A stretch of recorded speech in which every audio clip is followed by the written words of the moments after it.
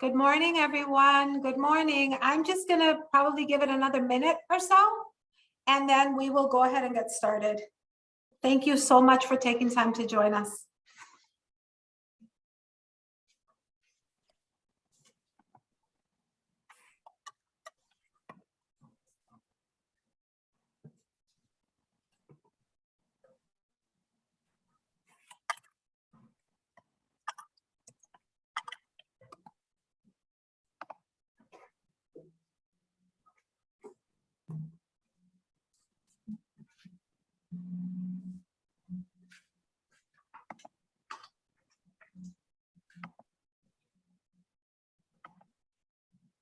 Eli, Diana, what say you? Should we get started?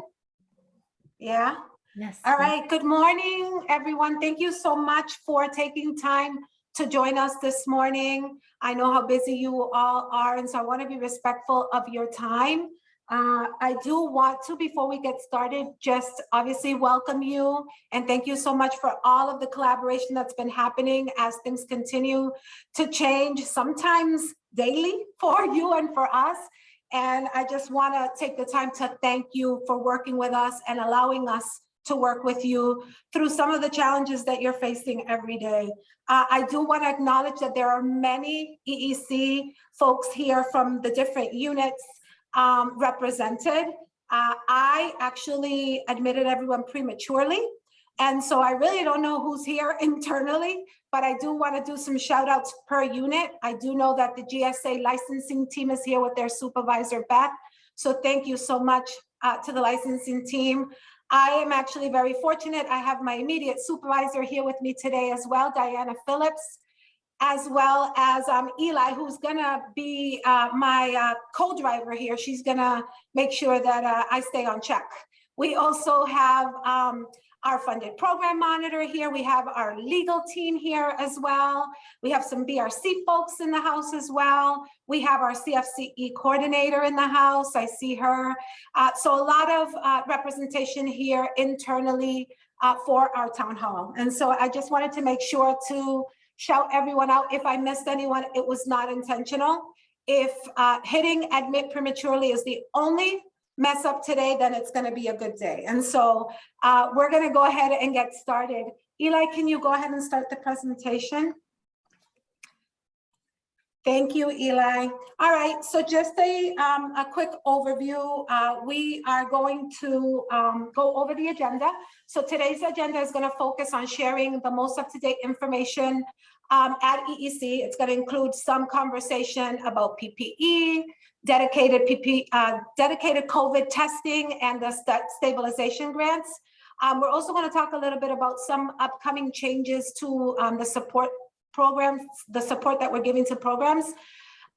Most importantly, we are going to spend some time collecting questions from you in an interactive way so that we can make sure that that helps to inform communications and technical assistance in the upcoming months. We want to make sure that we're tailoring all of that to respond to your questions and your concerns. So we're looking forward to that. That's something new that we're doing during this town hall. So we're going to go ahead and begin our updates. As you may or may not know, EEC has been holding some family forums in each part of the state. This started back in August. And we asked families, what do you need most when it comes to care? And bottom line for this region, and I think similar for many other regions, is that affordability is a big piece. It's a pressing concern for families and for programs too, to be quite honest. In our region, we also heard about needing more support for special needs children. We're seeing that every day. Our licensors are providing technical assistance and helping programs navigate some of this. And the need for more infant toddler spaces, as well as help with transportation. And so, you know, again, I think that in the last couple of years, we spent a lot of time reaching out not only to programs, but also to families, internally to the EEC staff as well. And we continue to do that. We still want to know, we're interested in knowing, as we continue to change our processes, what is it that should be forefront? And so that is why it's important for you to participate in town halls. It's important for you to participate in any engagement activities that the agency has set out. Next slide, Eli. Awesome. So we all know that there's some money out there, right, through the American Rescue Plan Act of 2021. And we're actually really proud to state that we've already started to get that money out into the field. So EEC is using the stabilization grants to support programs funding to support operations for up to 6 months from July to December. As I said, these grants are coming from what we call the ARPA grants. They're dollars from that Rescue Plan Act. All licensed childcare programs are eligible. Sometimes we are asked, well, is it just programs who receive subsidy, or, you know, are private programs included? This is all licensed childcare programs are eligible. The funding is based on license capacity with adjustments based on equity goals. Massachusetts is one of just 14 states, like I just said, that was able to get out our grants before September. Ours began in July. So we're really excited and very proud of being able to do that for programs. There's a lot of resources to support a grant application. So if you need help, Eli, maybe we can put that in the chat as well. I do know that these are going to be available also in our, and if I'm misspeaking, Eli, let me know. I believe these slides will be available in our engagement portal after the town halls. But if not, please feel free to cut and paste this and have it handy. This is the link. Eli just put it in the chat where you can go to get some supports if you're interested in the stabilization grants. They've been reaching our programs, and you know, I always like to share some of the data. In our region, we're at 80% for family child care and 55% for group and school age programs. And when we compare that statewide, you can see that in FCC, we are, we're 72% of all eligible programs there as a state, and we're at 80 and 55. So 72 and 65, and as a region, we're 80 and 55. Keeping us very, very busy. There's a lot of communication going back and forth with the grants committee to make sure that programs are getting responses as quickly as possible. I want to shout out my licensors because they're great at getting me responses. Record speed. Next slide. All right, is it too late to apply for a grant? It's not. We're still accepting applications. If you haven't opened your program yet, but plan to reopen, you can actually apply in advance for the month that you plan on opening. You just need to work through that reopening date with your licensor. You need to notify your licensor of the target date that you will reopen. And if you have any questions about the grant, there's a special help desk where you can reach out to them and they would be able to answer any questions you have. The phone number and the email are both listed in the slide that is in front of you. And again, these slides will be available in our engagement portal after the town halls. Next slide. All right, and so again, some things that we're really happy to be able to announce is that we are still offering PPE. That is still available. You can place your orders through your lead portal and they're delivered right to your door. Another thing that is still available is the pool testing program. We also have the rapid COVID testing sites statewide for childcare staff and participating families. They're still out there. They're still working for us. They're still doing what they need to do to keep programs safe. And to support families, we are still modifying, we're keeping the modifications in place through December that include no limits on absences, extended job search timeframes, and waived parent fees. So again, a lot of those things are still available. We are still covering your COVID-related closures. Thank you so much for making sure that we're getting those in a timely manner.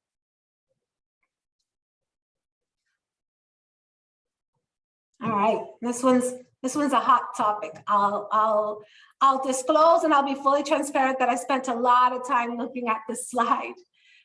You know, I would say not a day goes by that I don't at least get one phone call, either from a program directly or from a EEC licensor letting me know that some program somewhere is struggling with staffing. And it isn't a Region 3 specific issue. It's a statewide issue, so much so that the commissioner is spending lots and lots of time looking at our current practices to make sure that we are doing what we need to do to tear down the barriers, right? And to be able to keep programs providing that much needed service of childcare and early education. And so right now, for many of you, you already know what our current state is. In order to get a person qualified, they have to go through, and this is a great picture of what they have to go through. It's exactly just that. It's tedious at times, and I've been a director, so I know how tedious it could be. And so what we've done is we've really heard from so many programs about how hard it's been to hire staff during this time, and EEC is working on many fixes, getting as many of them as possible in educator policies and operations. The current practice to apply, like I said, for a TQ certificate can be full of lots of paperwork. It can take a lot of time. It causes a lot of confusion. There are certain things we accept, certain things we don't accept. And it can be tedious, like I said. And so this is why we've created an interim process, a modification to help you hire staff more quickly. The interim process makes it so that programs can verify new staff member qualifications and then maintain those qualifications in staff files.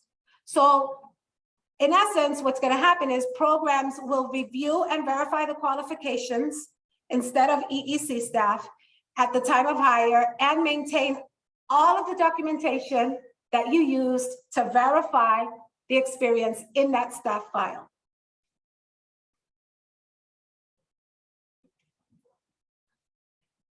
All right, so when EEC looks at policy revisions, such as the one that I was just speaking in the last slide, it tries to meet the following goals: to remove barriers, as I just said, that may create delays or stand in the way of programs hiring new staff. It maintains the maintain qualification standards, but offers some time to reach them so programs can hire people quickly, and so that educators can still succeed long-term. It adds flexibility in how qualifications are achieved and how they are verified. So ultimately, program leaders are the experts in their programs. They know what children need. They know what flexibility they need to be able to offer. And in us removing some of these barriers, they're able to do it quickly. They're able to hire the people they need, hopefully in a quicker fashion. There will be TQ office hours for answering all questions. We do realize that there are some nuances to the process. And so, we're not just saying, here, program, you do it. We're gonna, as an agency, offer some TQ office hours for answering all questions that arise in this new process of having the program managers approve their staff. And we'll, licensors, when we go out, will be able to answer any questions, make sure that you are adhering to the written policies and to the written practice. Next slide. All right. So what does up ahead look like, right? The next year, we are looking at some more workforce supports. Higher education access. EEC is actually working on many other ways to support early ed teachers. And some of that consists of the professional pathways, EEC's professional pathways. We're working on a new initiative. We're launching it with neighborhood villages. I'm sure many of you have already heard of them. After November 1st, if a program or an educator goes to their website, they're going to be able to find coursework information, anything that they need to be able to start or advance in an early education career. And so that's coming. We're excited about that. Just stay tuned as the Professional Pathways website is launched and the work begins. I'm still looking ahead on one of the other initiatives, a lot going on here. One of the other initiatives that is very much underway is the redesign of our professional qualifications registry for educators. Soon, EEC will launch that. It is a one-stop shop for training, documentation, background record check process, and all of the records related to employment in an EEC licensed program. So everything will live on that database. It'll be like a hub for educators. And the great thing is it will be linked to the programs that employ them. So pretty exciting work. I do know that there's a lot of testing happening now. And so we're really looking forward to that. The registry will follow an educator throughout their career and from role to role. It should reduce the delay in recruitment and hiring as well. For family childcare, which I know you're not present here, but it's probably good for you to know because I know some of you run dual. The processes will be adapted for the specific needs of each educator. EEC held engagement sessions have There are EEC held engagement sessions with much more information about the professional qualifications registry that are either happening or have happened. So make sure that you visit the engagement portal and view the recordings from the workforce effort session to learn some more. And Eli has put that link in the chat. Thank you, Eli. And so there's plenty of opportunity. This has happened for quite a while now, where we're offering plenty of opportunity for programs to chime in, for programs to help inform the decisions that are happening now. And that's going to continue to happen. The EEC board meetings, the next ones are October 12th, which happened yesterday, November 9th, and December 14th. Again, on this slide is the way to get to those additional meetings. All of this will be on the engagement portal in case you miss anything, but there's plenty of opportunity for you to jump in, be at the table, and help inform some of the decisions that are happening. Don't stop sharing your thoughts. We're so grateful for everything that you've done. We're so grateful for all of the help that you've provided, and we don't want it to stop. There's so many ways to learn more and share more, so please make sure that you're taking the opportunity to be at the table. And if as a director, you're unable to be there, it's okay to delegate somebody to bring back that information, but don't miss out on the opportunity to be able to inform some of these decisions. Attend board meetings and provide public comment when you have important things to say, and you can register for engagement and provide survey and live feedback on these topics and so much more. So please make sure, if you haven't already visited this engagement portal, please go ahead and visit it. There's old town halls there. There is the PowerPoint presentations that were used during the town hall. Make sure that you're making the best and staying informed. All righty, and so now is the interactive part of the presentations. I am going to pass it over to Eli, but before I do that, what we want to do is we want to use part of the session to collect your questions. It's going to help make sure that we provide you with answers in the upcoming communications and technical assistance. We're going to be able to tailor all of this based on the questions that you submit. So I'm going to pass it over to Eli so that she can do the interactive part of this presentation. Perfect. Thank you, Maria. So I want to just project the questions that we'll be asking so we can think about what we're kind of aiming for overall with your feedback and inputs. And so we have these three concept areas that Maria has shared. The first one is about the upcoming changes in educator qualifications, both from an operational perspective as well as policy changes. Then we have neighborhood villages and the professional pathways, which is, the access to coursework, higher education for programs, bringing a cohort together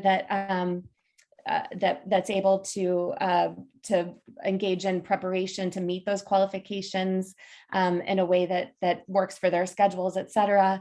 And so all of that kind of access to career pathways as well as preparing to enter programs through neighborhood villages. And then the third concept was the professional registry, which is coming very soon and meant to be that kind of one-stop shop. So for each of those three topics, what we need to know most is the questions that you have. For all three of these, there is active work right now to develop communications, technical assistance, training. And so for all of them, I think if you can share the questions that you're facing, that will help the teams prepare communications and content in a way that responds to all of the concerns or questions that might be top of mind as you absorb those changes.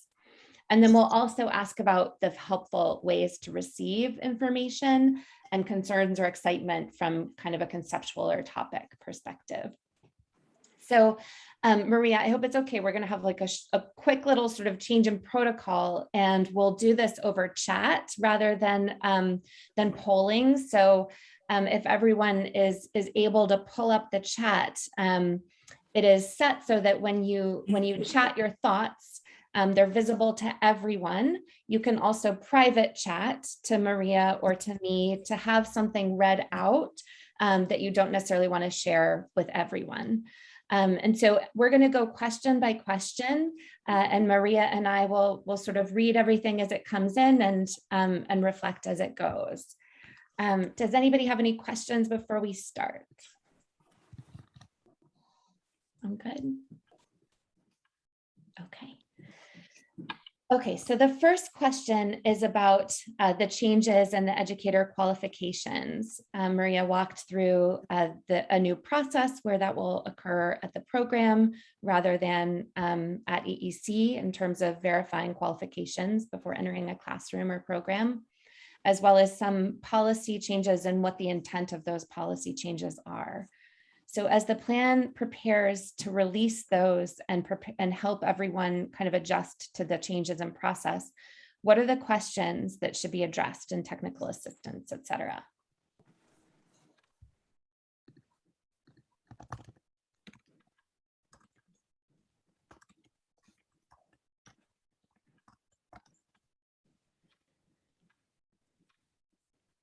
So please feel free to just enter your thoughts in chat.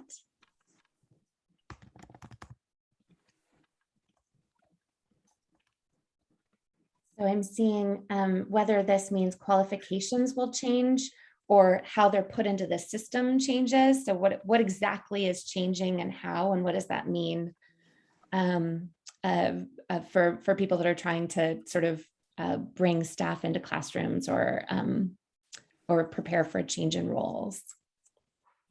Yeah, so the qualifications are not changing. What's changing is the process, the way it's validated. And so for all intents and purposes, what's happening is, and I'll use our deputy commissioner's language, or try to anyway, we're removing the middle person, right? And so it will be program manager, whoever that is, whether it's the licensee or the director, will be responsible for verifying the qualifications of the individual, for making sure that they gather all of the documentation that proves that that person is qualified and keeping it in a file. When licensing goes out, we will do a random review, and all of this is still being ironed out, and there'll be written clarification coming out. But in essence, what will happen is when licensing goes out, we'll do a random pull, or you can tell us which one you want us to review. We can provide you with technical assistance. We're going to have a dedicated time frame where we're going to offer you that time to discuss qualifications. And as I indicated in the previous slides, the TQ unit will also be available to help you clarify any questions that you may have. Perfect. Thank you, Maria. I see additional questions that we should be sure to address in communications. For example, what if a licensor reviews a file and has a different opinion about a program leader's direct assessment of the qualifications, but that person's already been hired? What happens when there's a discrepancy? So I think that's something that's still being solved. I'm not sure, Maria. Or, yeah, I mean, it is still being solved. I haven't seen anything come my way that says that. But at the end, we're going to be here to help you make sure. There will be the ability to put that individual, and Diana, feel free to chime in if you have anything to add, to put that individual on a plan, on a written plan, where you would let us know, or you would commit to helping that individual, and that person would commit to getting whatever it is they need to be fully qualified by such date. What's the terminology we're using? That it's not an improvement plan, Diana. It's a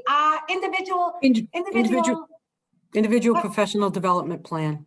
So if I could just jump in quick, Maria, I can explain a little further. So it's really important to note that EEC is not going to be making hiring decisions for programs. It's going to be the program themselves. We're strictly there to provide resources. We will refer programs to the educator qualifications policy that will give you guidance. Kind of in conjunction with Maria said, if licensor goes to the program and someone has hired someone and there's a particular piece of information that's missing that should have been in place before that hire happened, we will work with programs to develop an individual professional development plan so that we can get that person back on the right track. We're not going to make you stop that person leave the program and any of that. It's really going to be a technical assistance role and supportive role. The hiring decision remains with the program. And that policy and the protocol should be going out probably, I would say, within the next couple of weeks. We just want to make sure it's fine tuned so that when we send it out, it has everything that needs to be covered rather than releasing it and then having to re-release it again, which causes nothing but confusion. So we're not making the hiring decisions, I think, is the big point. And we are providing technical assistance and resources. And as Maria also mentioned, the TQ unit will be available for office hours, which is going to be very instrumental in guiding all of us. Thank you. Awesome. Thank you, Diana. I did get a private message as well, Eli, and basically this person is basically saying that they're looking forward to an easier way to certify teachers. They're a little worried about the additional time that this could take on top of all the other director responsibilities, but they're indicating that good support will be key. We will support you. We're making sure that we have supports in place, not only at the licensing level, but also at the TQ level to make sure that you have all the supports you need in order to make that good faith effort to do what you need to do to make sure that you're staffing your program with properly qualified educators. Perfect. I have a couple of private chat questions as well that I think will definitely apply to how the policies are laid out. And so, for example, requests that it's very clear what can transfer from one place, one job to another, which I think the registry will help with a lot. But in the interim, what does that mean? And so we'll make sure that that's built into communications in terms of protocols for moving from job to job, if that is relevant, as well as being very clear in the policies about kind of what qualifies, like what are the things that can be accepted, including specific courses that may have been accepted in the past. And so I think those kinds of things, I will make sure the policies and the protocols are really clear about those things. So a lot of questions about like what changes to expect and thinking about reciprocity across state agencies, which I think is very front of mind and being built into the policies. And Maria, I think as Maria shared, this sort of the intention is to broaden what qualifies and to create more flexibility in how that's verified. And so there will be, I believe, lists of example documents and things that can be counted as verifying so that it's really clear as a program leader what you can use to make confirmation, et cetera. So these questions are so helpful to build that specificity into all of the guidance materials. That's great. Maria, unless you have any other private chats, maybe we'll go to the next question. Okay. I'll go to my end. Okay, perfect. Moving to the neighborhood villages and the access to higher education. I think please private chat to Maria or me or to everyone as it's comfortable for you, but looking for an understanding of what questions you would want answered as neighborhood villages builds out their work and prepares training and assistance.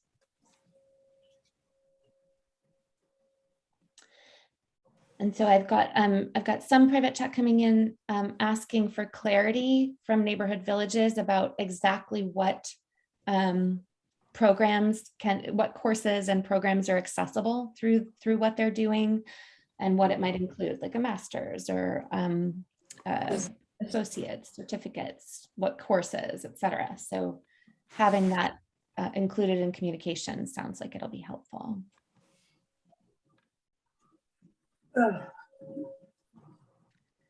Feel free to keep adding your questions for the professional pathways work. And if we slow down, we can go to the next question too. Oh, okay, I've got a question to repeat the web address for professional pathways. Definitely, I'm going to put it in the chat right now. And this is live right now, but will be built out more as we move into November.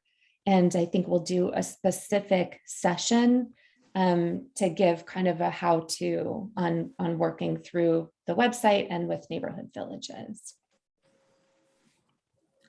There's a question for the communications to include clarity about how this works with career pathways grantees. I think right now it's very much seen as like coming, working in tandem, but we'll make sure that that's also clear, especially to those grantees.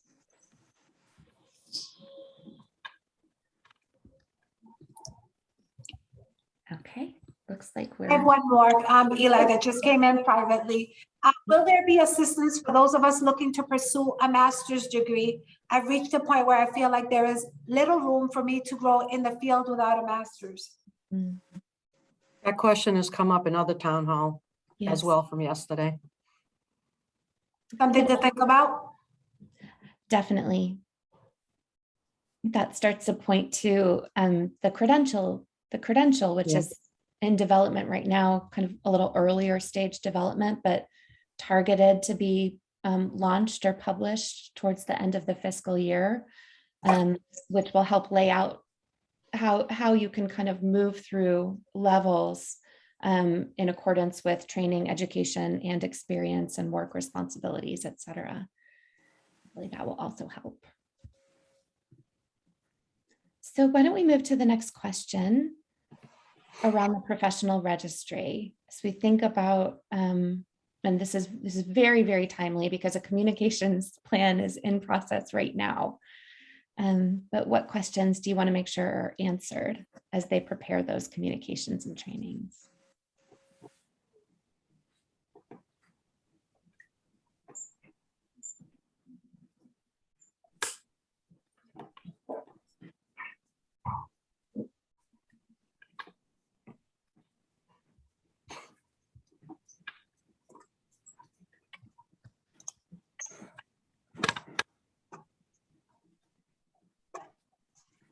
Maybe this one's a little bit less of a question mark.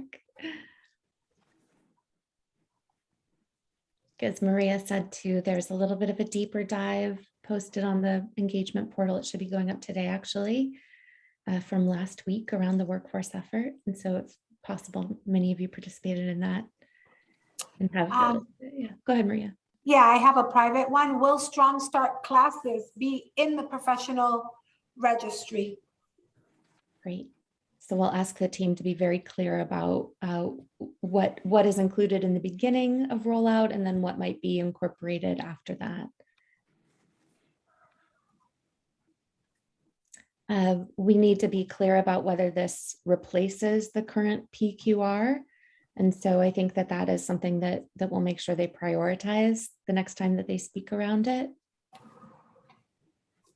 Exactly how those intersect or replace. Questions about whether a BRC would be included. And I can, that is part of the plan, I think. Maria, go ahead. Yeah. Yeah, it was in the, it was in the slide where I discussed, I'm just pulling it up, give me 1 second. There was, yeah, so it says this will be a one-stop shop for training documentation, background record check processes, and all the records related to employment in an EEC license program. Yep.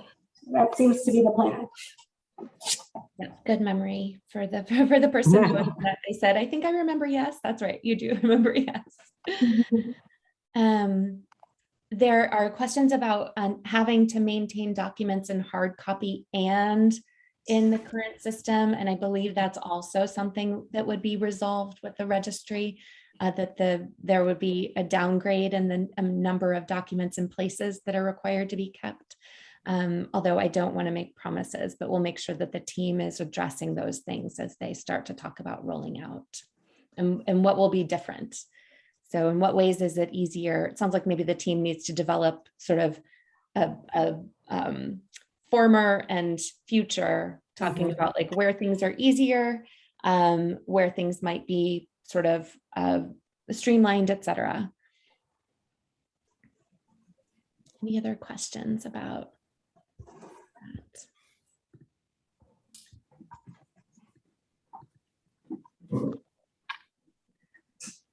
Maria, is it okay if I go to the next question?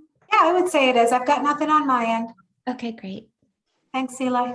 Of course. So I think what's the most helpful way to receive information?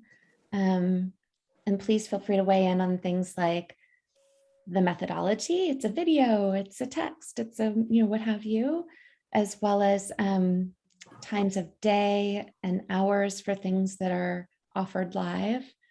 And anything else? Do you want it all in one big communication and package? Is it easier to get tidbits as you kind of move through, et cetera?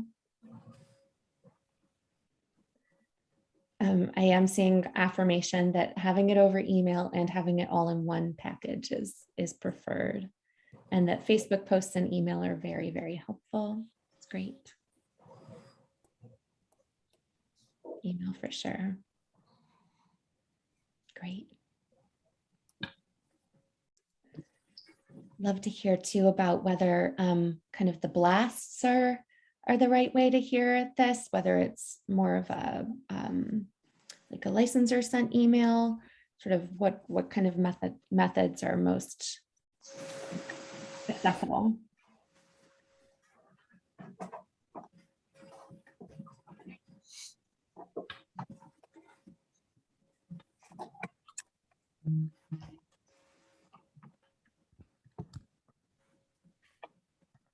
Okay, I'll move to the last question, which is concerns or excitement. Certainly don't want to assume that it's all excitement or that it's all concerns. I think we're interested in both. What is helpful? Just taking us back to the last question, Eli, I did have a private chat that just came in that says that webinars and info sessions around the dinner hour are difficult. Great. That's very, very helpful. Thank you.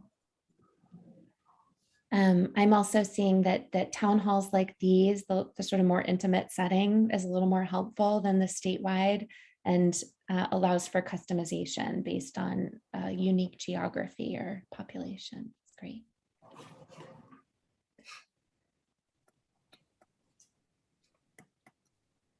Please feel free to also use this opportunity to weigh in on anything that's kind of on your mind right now. We're interested in hearing the full range of what's front of mind. Got some thank yous coming in. Thank you so much for your efforts. Working hard, but we know you're working probably harder. So thank you.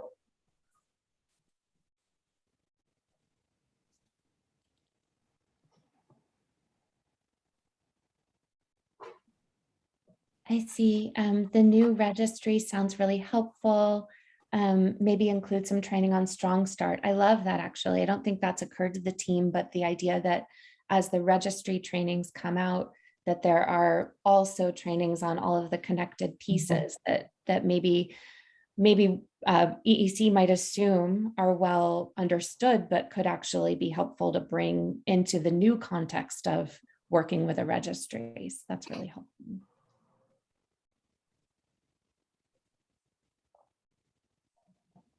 And perhaps also, this might also mean putting the trainings into the learning management system or somewhere that's accessible in a different way. Which has been talked about internally. The commissioner's all about little videos to help people get through, step by step, all of our processes. So please know that it is in conversation. Cam works really hard on that. What else is on your minds?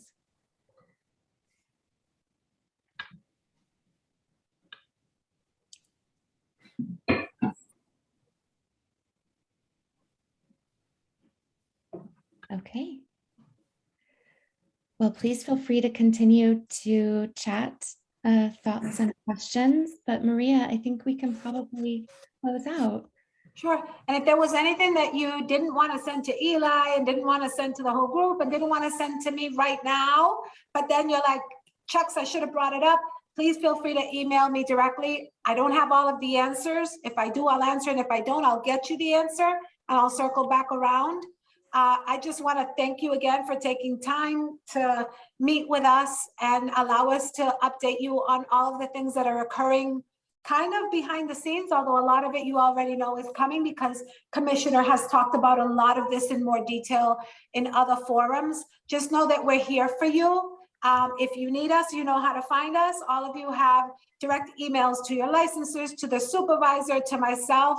Never hesitate to reach out as you need us. So thank you so much, and we'll see you in the next one, if not sooner.